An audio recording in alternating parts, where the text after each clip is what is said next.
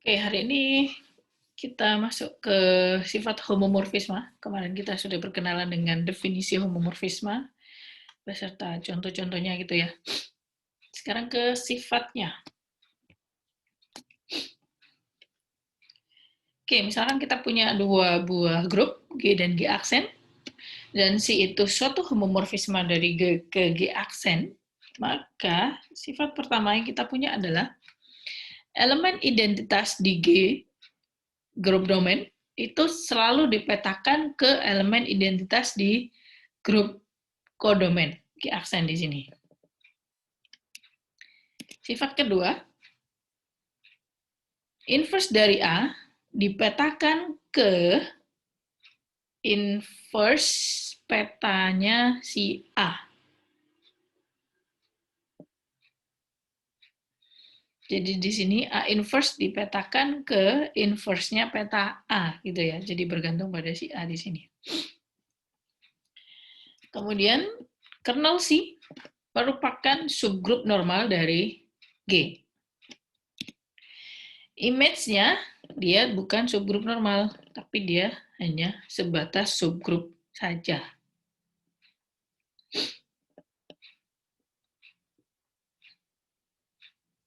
Oke, ini untuk buktinya. Jadi kita punya C itu homomorfisme.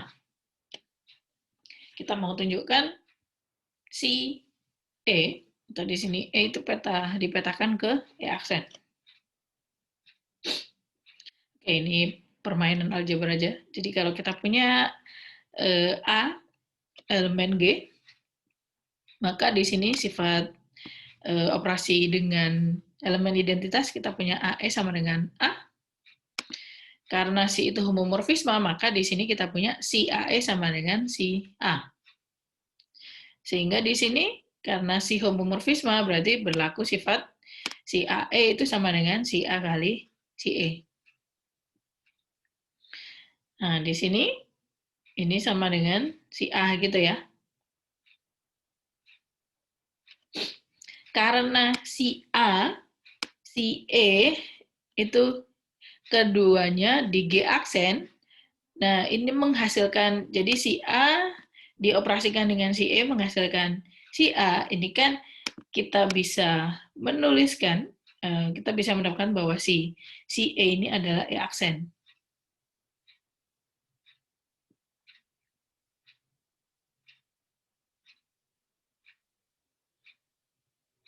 Oh, sorry. Gini jalannya. Jadi di sini kita punya dari kesamaan ini kita dapatkan sampai sini. Nah, karena E aksen itu elemen identitas di G aksen, maka di sini si A itu bisa kita tuliskan sebagai si A kali E aksen. Nah, dengan sifat kanselasi, jadi kita punya kesamaan ini dan ini, dengan kanselasi kiri, kita hilangkan si A-nya, maka kita dapatkan si E sama dengan E aksen. Untuk yang nomor 2, lagi-lagi pakai sifat inverse. Kita punya sifat inverse, A kali A inverse itu sama dengan E, sama dengan A inverse kali A. Dari sini kita petakan kedua kesamaan elemen ini, anggota ini. Jadi kita punya si A aksen sama dengan si E. Nah, karena si itu homomorfisme, berarti kita punya si A kali si A inverse gitu ya. Bedakan ini peta dari A inverse, yang ini inverse dari si peta A gitu ya. Nah, di sini dari sifat pertama, si E tadi sama dengan E aksen.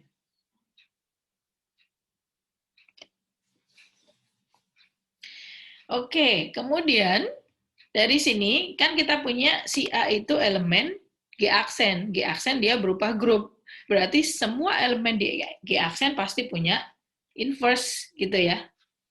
Nah, sehingga kalau kita punya si A itu di G, maka ada si A inverse.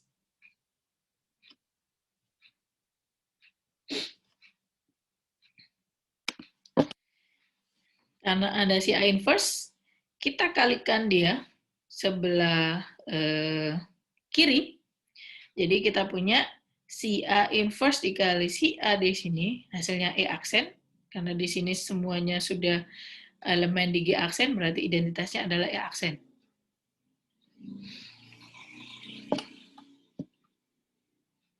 Oke, jadi dari sini kita dapatkan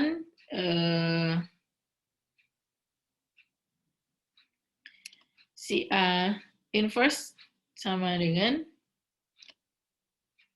inverse dari si A.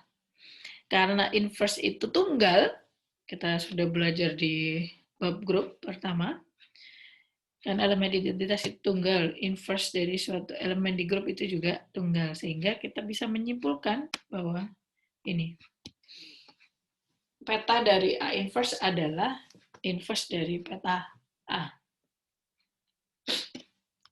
Oke, untuk yang nomor 3, kernel merupakan subgrup normal. Oke, sengaja nggak saya kasih karena ini buat latihan kalian. Jadi, clue-nya, ayo review sebentar. Untuk menunjukkan subgrup normal, apa saja yang kita butuhkan? Yang pertama, ditunjukkan apa dulu?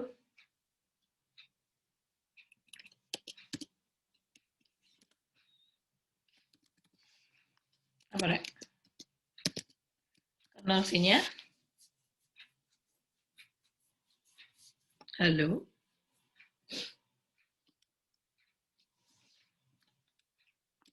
Lupa? Masuk materi UTS kan ini? Soal UTS maksud saya. Kalau kita mau menunjukkan subgrup normal, apa saja yang kita perlukan? Kita tunjukkan apa saja? Bersifat tertutup, Bu. Apanya? Kok tertutup?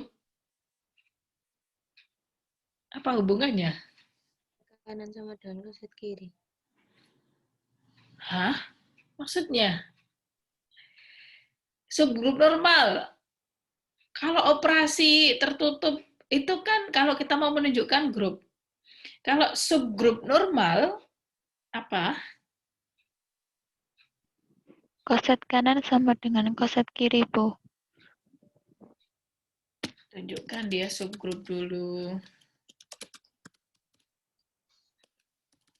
Kedua, bagaimana kamu menunjukkan kernel itu apa si koset kanannya sama dengan koset kiri? Agak susah kalau pakai definisi yang itu. Kalau mau menunjukkan subgrup, apa saja yang dibutuhkan?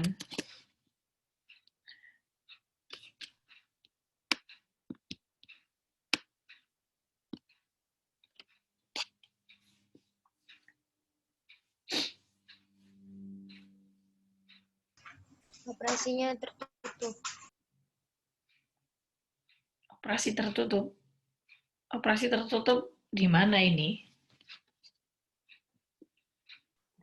Kalau pakai sifat apa saja? Bukan hubungan kosong. Oke, tak kosong. Kemudian subset satunya AB inverse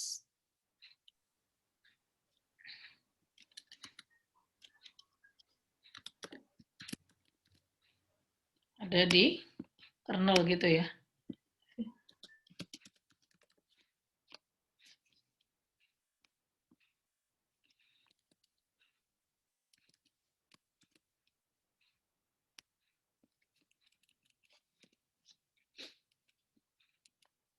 Oke, untuk menunjukkan subgrup normalnya berarti kan ini untuk sebarang AB di kernel.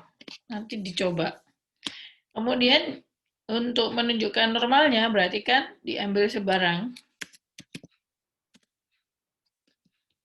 3 G dan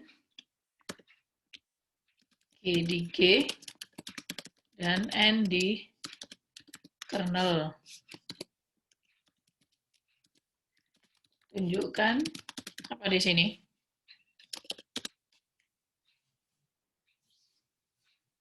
Subgrup normal.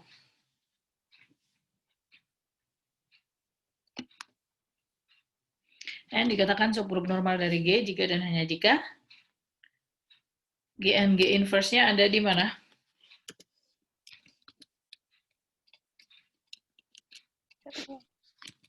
Ada di?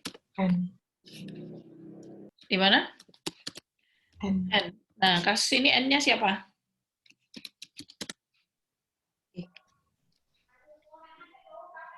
N-nya siapa di sini?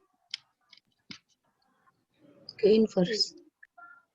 N-nya siapa kok G inverse? Kernel. Kernel, oke. Artinya apa kalau GNG inverse di kernel? Berarti kan peta dari GNG inverse sama dengan E aksen gitu ya. Sama juga di sini A inverse B di kernel berarti peta dari A inverse B haruslah sama dengan E aksen. Oke, nanti dicoba saya kasih forumnya. Image-nya juga sama.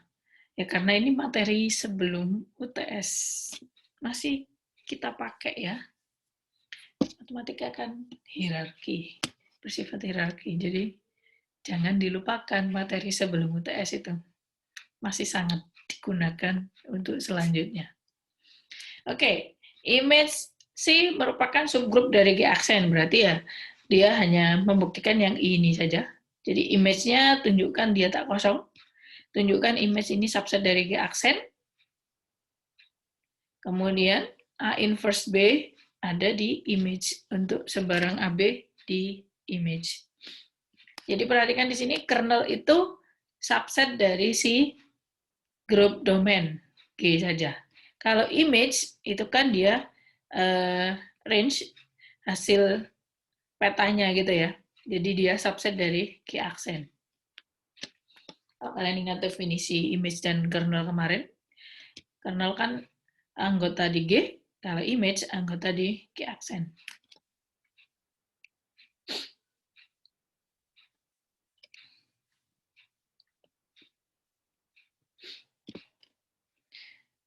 Mengapa image sheet bukan subgrup normal? Ya karena dia tidak berlaku, tidak memenuhi yang I2 ini.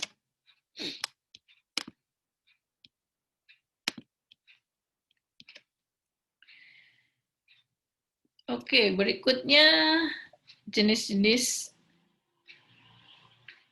homomorfisme. Misalkan G dan G aksen keduanya grup, dan si suatu homomorfisme dari G ke G aksen, maka homomorfisasi disebut epimorfisme jika si itu pemetaan yang surjektif atau pada. Dengan kata lain di sini, image-nya sama dengan si kodomen. Kemudian dia dikatakan monomorfisme jika si itu merupakan pemetaan injektif atau satu-satu.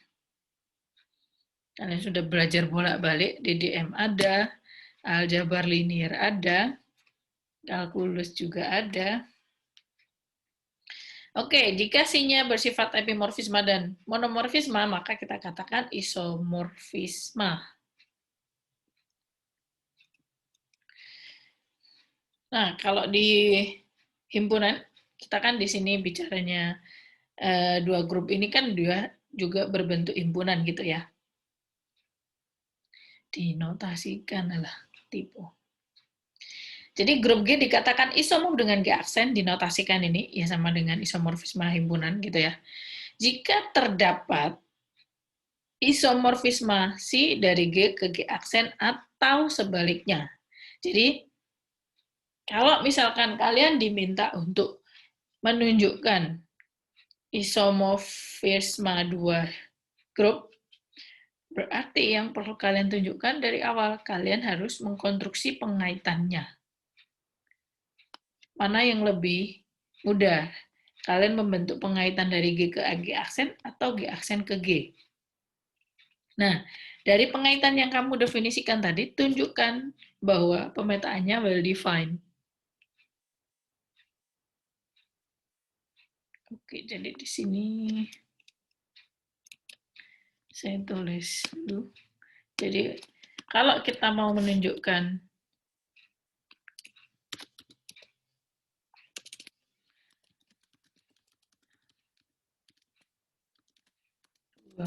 grup isomorf, maka yang pertama definisikan pengaitan, jadi aturan. Jadi misalkan kamu punya, ini saya taruh mana ya?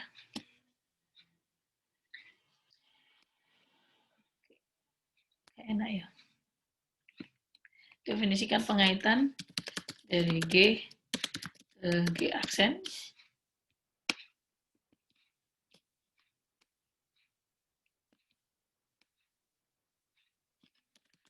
Atau sebaliknya, mana yang lebih mudah menurut kalian.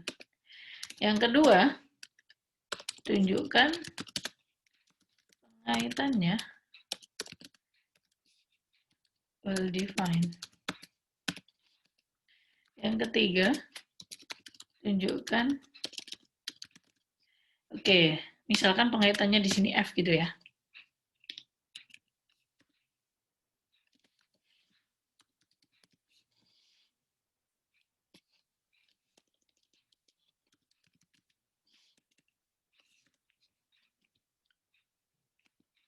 Jadi di sini tunjukkan F well defined, tunjukkan F homomorfisme. Kemudian setelah homomorfisme tunjukkan dia F itu epimorfisme. Kemudian tunjukkan F monomorfisme. Oke, jadi kelima ini langkah yang harus kalian kerjakan untuk menunjukkan dua buah grup yang isomorf. Jadi kamu definisikan F, G, panah G aksen, atau G aksen, panah G. Nah, tunjukkan semuanya ini.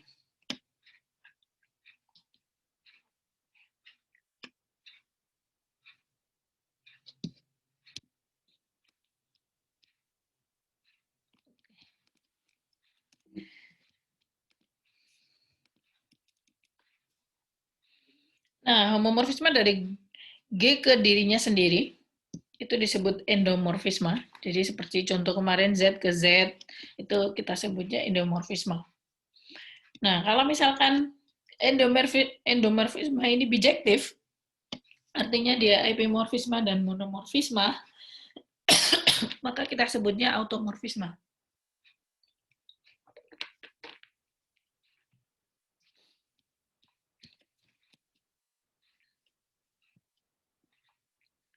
Oke, sebagai contoh di sini,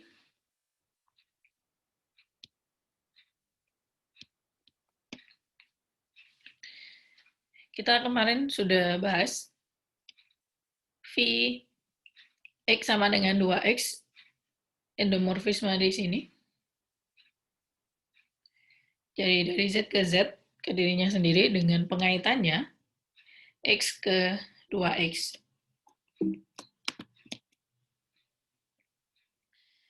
Oke, nah ternyata di sini dia monomorfisme. Karena jika Fx sama dengan Fy, maka kita dapatkan X sama dengan Y. Oke, saya tadi belum review ya. Apa sih kalau kita punya G ke G aksen, C dikatakan pemetaan surjektif. Bagaimana cara menunjukkan F itu, C itu surjektif?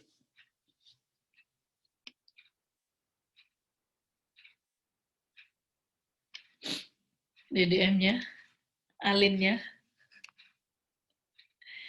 ambil sebarang elemen di G aksen, carilah kawan di G di sini ya. Cari prapetanya. Kalau monomorfisme satu-satu berarti kan ambil sebarang 2 elemen di G, yang petanya sama, tunjukkan bahwa si elemennya tadi yang kamu ambil tadi, dia juga sama. Oke, jadi di sini, ketika kita punya fx sama dengan fy, maka kita punya 2x sama dengan 2y, diperoleh x sama dengan y. Sehingga di sini, kita sudah menunjukkan dia monomorfisme satu-satu.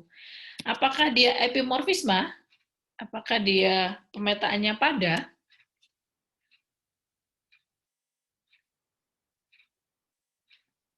Apa jawabannya? Tidak. Tidak. Kenapa? Kemarin kita sudah cari image-nya apa kemarin? Image dari si 2Z gitu ya. Jadi di sini kalian bisa cari dari image tadi.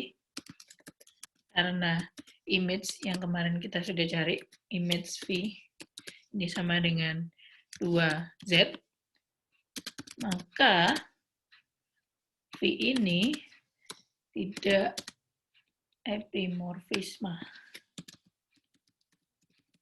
Karena tidak epimorfisme, otomatis dia tidak isomorfisme. Oke, kemudian jadi tidak selalu pakai definisi yang ambil sebarang itu tadi ya. Bisa juga alasannya epimorfisme itu ambil 3 di Z di sini, maka dia tidak punya prapeta kan, tidak punya kawan. Nah, harusnya kalau dia epimorfisme, diambil sebarang elemen di sini, di kodomen, grup kodomen, pasti punya kawan di grup domain. Nah, karena kita punya 3, 5, 7, min 1, dan seterusnya, dia tidak punya kawan, ya berarti jelas dia tidak epimorfisme, gitu ya. Oke, yang nomor 2. Kemarin kita juga sudah bahas ini merupakan homomorfisme.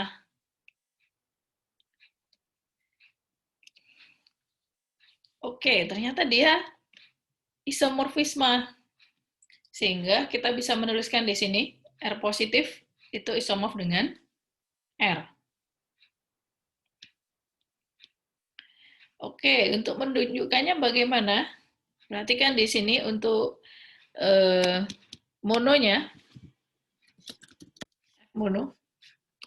Perhatikan di sini diambil sebarang X, Y di R plus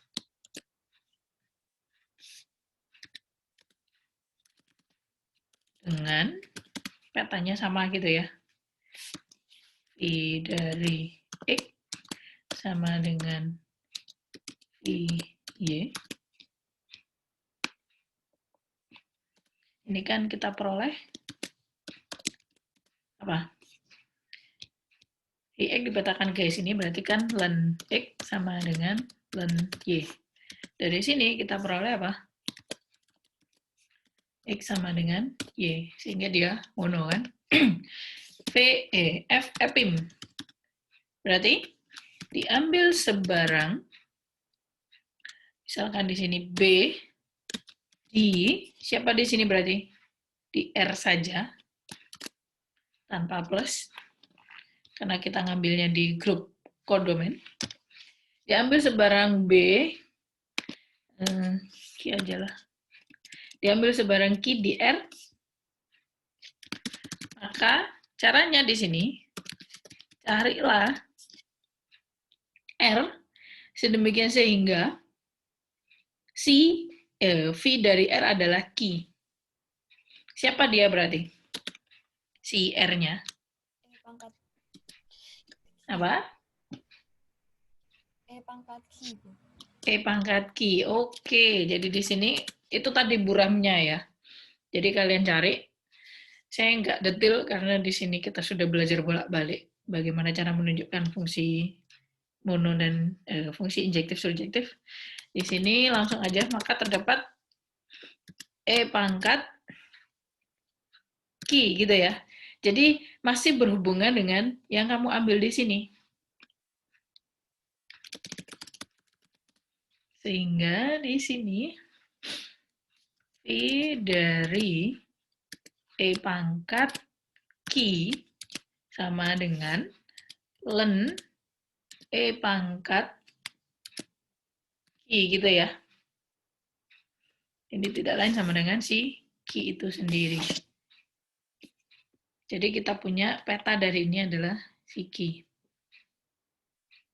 Karena diambil sebarang, berarti kita sudah menunjukkan dia F'im. Sehingga di sini kita sudah menunjukkan bahwa dia isomorf R plus dengan si R. Contoh berikutnya, Z sama dengan Z isomorf dengan 3Z. Nah, ini kalian bisa latihan. Ini kan dia dari awal. Kalau yang nomor 1, 2 kan sudah kita bahas kemarin. Dia pemetaan, kemudian homomorfisme, baru di sini tinggal mengerjakan mono dan epimnya. Kalau yang nomor 3, ini benar-benar dari awal. Kalian harus mencari, mengkonstruksi, mendefinisikan pengaitannya. Dari Z ke 3Z itu paling gampang pakai apa? Oh, sorry, ini bukan F ya, ini harusnya C ini tadi. Karena di sini pengaitannya adalah C. Oke, yang nomor 3 di sini, stepnya, berarti di sini, misal, didefinisikan F dari Z ke 3Z. Oke, paling gampang pengaitannya apa? Definisi pengaitannya F X sama dengan apa, Rek? Ini kan sangat terlihat jelas. Apa? 3X. 3X. Nah, ini untuk sebarang X di Z. Nah, dengan pengaitan ini, lagi-lagi, yang pertama, tunjukkan F-nya well defined. Ini berarti artinya F-nya itu tunjukkan dia fungsi. Yang kedua, apa di sini? F-nya home. Tunjukkan ini. Home group. Kemudian yang ketiga, F-nya epim. Yang keempat, F-nya mono. Jadi ini tunjukkan semua ya, karena di sini Z isomorf dengan 3Z. Oke, berarti sudah ada berapa tadi yang forum diskusi kita? Kernel, image, ini. Ada pertanyaan sampai sini? Intinya kalian harus buka kembali materi DDM atau ALIN. Tapi mending DDM deh. ALIN karena kita bicaranya kalau ALIN itu di ruang vektor.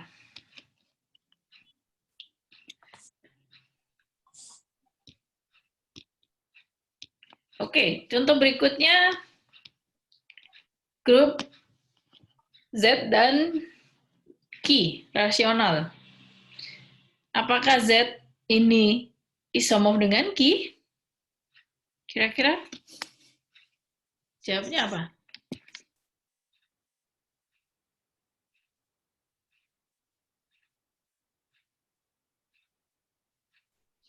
Ada yang bisa menebak?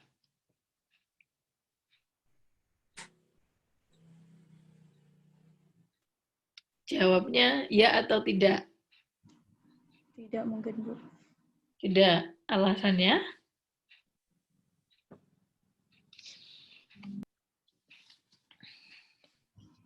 Sifatnya Z sama Q berbeda, Bu. Oke, bagus. Kelihatan kamu sudah baca ya. Sip. Oke, jadi di sini kalau kita bicaranya isomorfisme grup, kita bisa pakai alasan strukturnya, struktur himpunannya. Jadi kalau kita lihat Z dan Q ini tidak isomorf karena Z dan Q itu strukturnya berbeda. Jadi Z itu grup siklik, akan tetapi Q dia tidak siklik. Jadi kalau kalian buat pemetaan, pengaitan di sini, dia bisa saja, akan tetapi pasti tidak isomorf dan dia tidak epimorfisme dan monomorfisme sekaligus. Jadi pasti ada yang gagal di sana. Jadi kalau dia tidak isomorf bisa pakai alasan ini ya. Alasan struktur di himpunannya. Himpunan dengan operasi itu strukturnya yang tertinggi apa sih gitu.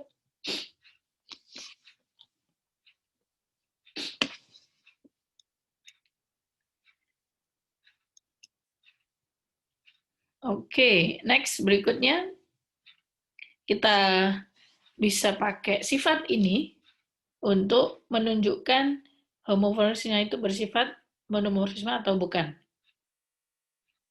Jadi kalau tadi monomorfisme kan kalau berdasarkan definisi ambil sebarang dua elemen di grup domain yang petanya sama, tunjukkan dia elemennya sama gitu ya. Nah, yang ini pakai sifat sama seperti di alin.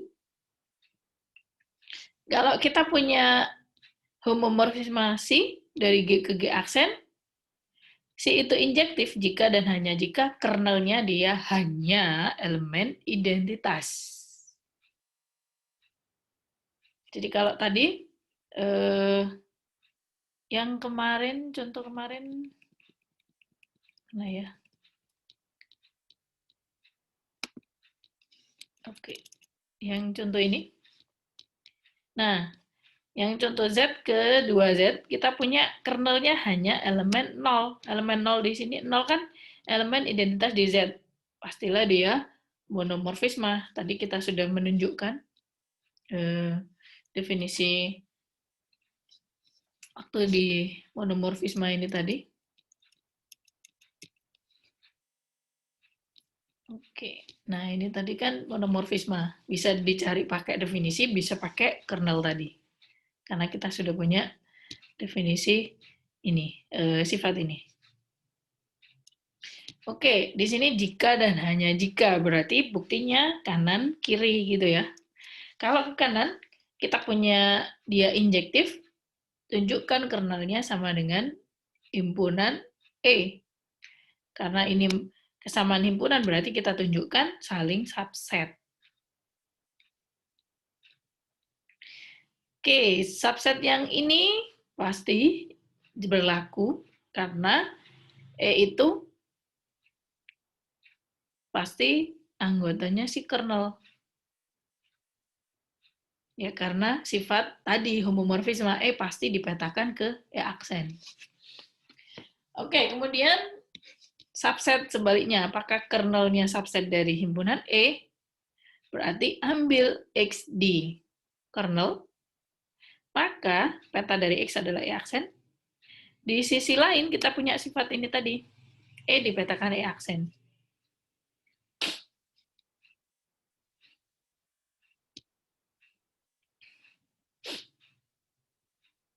Oke, dari sini E aksennya kita ubah jadi si X sama dengan si E. Karena si injektif, maka kalau kita punya kesamaan ini, pastilah kita dapatkan X sama dengan E. Hal ini berarti menunjukkan bahwa kernel dari ini, karena diambil sebarang X di kernel, ternyata si X ini sama dengan si E, berarti kernel ini subset dari himpunan E. Karena dia sudah saling subset, berarti kita menunjukkan ini sama. Arah ke kiri, jadi kita punya kesamaan ini, tunjukkan C-nya injektif. Berarti ambil sebarang dua elemen di G, dengan petanya sama, si X1 sama dengan si X2, maka di sini, ini kan sama dengan. Nah, di sini kita kalikan inverse dari peta X2 dari kanan. Berarti kan yang sebelah kiri kita dapatkan si X2 inverse sama dengan ini dikali inverse-nya, berarti kita dapatkan E aksen. Karena si itu homomorfisme, berarti si-nya bisa keluar. Jadi ini si dari X1, X2 inverse sama dengan E aksen. Ini maknanya kalau dia dipetakan ke aksen, berarti ini kan anggota dari kernel. Kalau di anggota kernel berarti dia karena diketahui kernelnya itu sama dengan himpunan E saja, berarti X1 kali X2 inverse sama dengan E. Nah, ini pakai kanselasi, kalikan X2 dari sebelah kanan, kita dapatkan X1 sama dengan X2.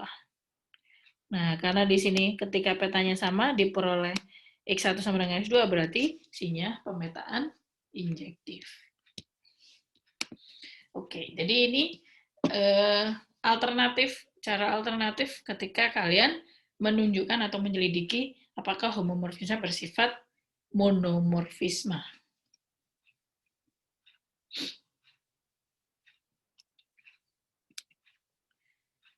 Oke, ini kemarin kita sudah bahas yang nomor 3, I3.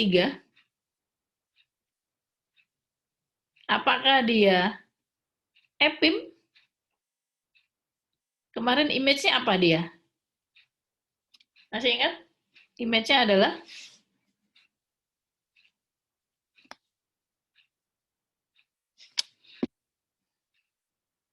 halo?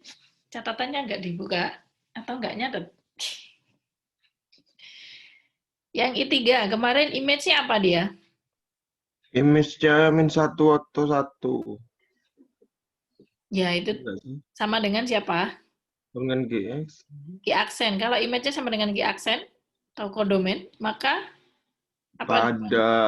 Pada gitu ya. Oke, bagaimana dengan kernelnya kemarin?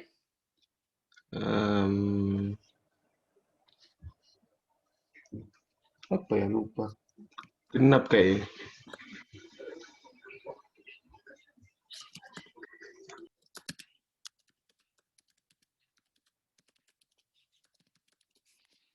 Oke, karena kernelnya kita dapatkan himpunan bilangan genap, berarti dia hanya bersifat padat, tapi tidak satu-satu. Artinya di sini hanya epimorfisme saja, tetapi tidak mono.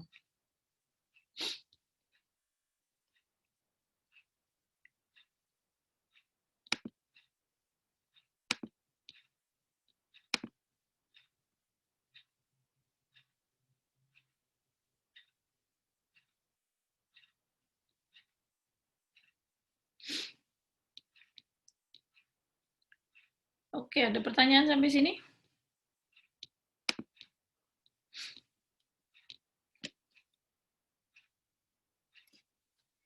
Kalau yang I4,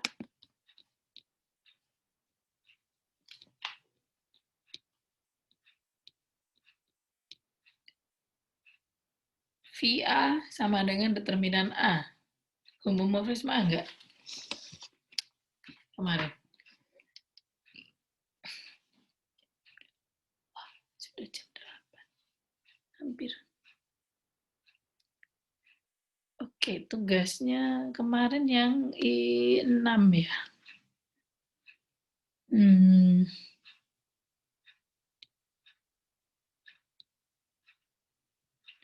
Oke, tadi kan sudah saya bahas terkait ini, dia homomorfisme ya.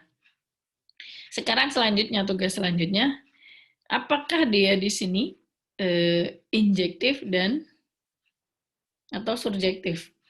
Jadi apakah dia mono atau epim?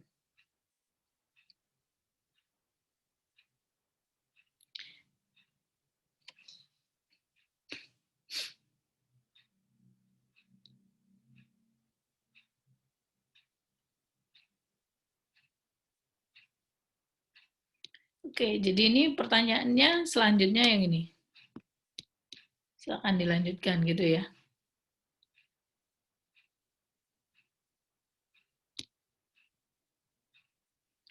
Nomor I7 ada yang sudah menjawab belum ya?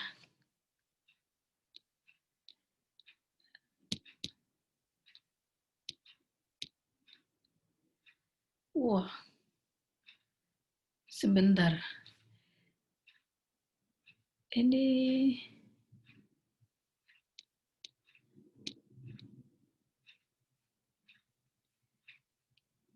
I7 belum ada ya?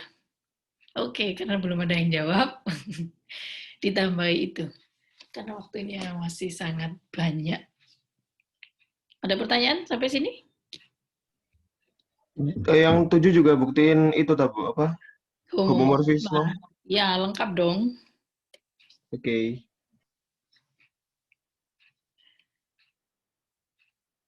Oke, karena tidak ada pertanyaan, saya akhiri forum Zoom-nya hari ini. Silakan dilanjutkan mengerjakan. Saya Deadline-nya kapan, Bu? deadline-nya, yo 40 menit lah sangat cukup sih. 50 menit malah. Sampai 8.40 lah. Sampai selesainya kita kuliah. Ini mau saya tutup karena saya mau pergi. Jadi saya mohon maaf tidak bisa. Jadi nanti pasti saya saya komentari di forumnya. Untuk yang forum. Jadi misalkan nanti gampangannya gini. Hasil teman kalian yang jawabannya benar nanti saya posting di forum biar tahu mana jawaban yang benar atau yang salah gitu ya, atau salahnya di mana. Intinya nanti saya posting di forum terkait feedbacknya. Oke, ada pertanyaan lain? Jadi jangan sampai salah. Yang I6 dilengkapi, apakah dia injektif subjektif? Kemudian yang I7 dari awal, tentukan dia homomorfisme atau bukan. Kalau dia bukan homomorfisme, ya langsung aja berarti kan dia pasti tidak usah dicari monomorfisme atau epimorfisme karena dia tidak karena dia bukan itu homomorfisme.